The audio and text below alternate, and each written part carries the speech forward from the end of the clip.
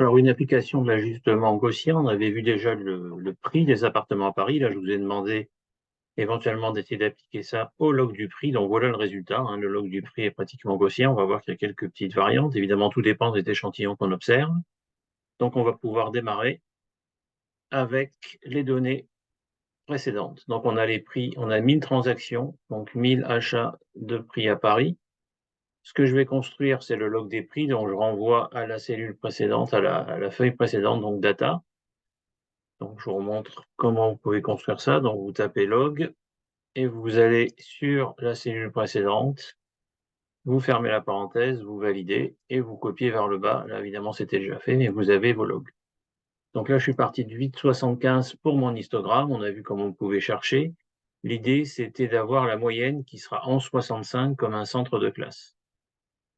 Donc, on voit qu'il y a des fluctuations d'échantillonnage. Donc, même si c'était gaussien, c'est erratique, hein, et donc on est victime de l'échantillon. Par contre, qu'est-ce qui se passerait de manière théorique? Donc, si on regarde théoriquement ce qu'on devrait avoir si les logs des prix étaient gaussiens, on se sert de la moyenne d'échantillons en log, on se sert de l'écart type, et on a une distribution qui va à peu près justement de 8,5 à 14,8, 14,9, 15. Et donc, c'est ce que je vous ai représenté ici. Donc, vous avez le log du prix. J'ai repris exactement ce qu'on avait dans la présentation sur les prix, mais j'ai changé simplement les classes. Et on a l'ajustement gaussien. Alors, il y a des petites différences qui sont notables. On a vu qu'on pouvait aussi représenter sous forme de densité que je vous montre ici. Et les particularités sont qu'on a l'impression que l'espérance en fait de notre loi gaussienne est trop forte. Donc, en fait, on est décalé par rapport à ce qu'on devrait avoir ici.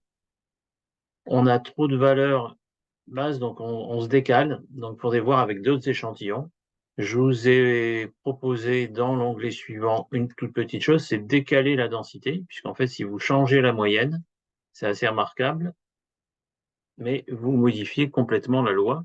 Donc évidemment, si j'augmente, ce qui n'a pas de sens ici, je vais décaler ma densité vers la droite, et si je réduis, je la décale. Alors nous, on ne fait pas n'importe quoi comme je fais là, hein. Ce qu'on a fait, c'est qu'on a bien pris la moyenne d'échantillons. Et donc, ce qui se passe ici, si je fais, là j'ai enlevé 0,2, c'est que vous avez ici un manque de proba. Donc, en fait, il n'y a pas assez de valeurs faibles qui correspondraient. Et là, on dépasse à nouveau. Donc, c'est pour ça que ça vous décale la valeur comme on avait précédemment. Voilà. Donc, ceux qui veulent voir ce qui se passe, en fait, je vous l'ai mis directement dans l'onglet suivant. Vous avez bien la valeur à 11,45. Sachez malgré tout que c'est ce qu'on a ici. Donc là, il faudrait des tests statistiques. Pour continuer, vous pouvez évidemment appliquer avec d'autres lois. Moi, je m'arrêterai ici. Et puis après, procéder à de l'échantillonnage pour les plus curieux ou intervalles de fluctuation, intervalles de confiance. C'est à peu près sans fin et tests statistiques. Bonne journée ou bonne soirée et à bientôt.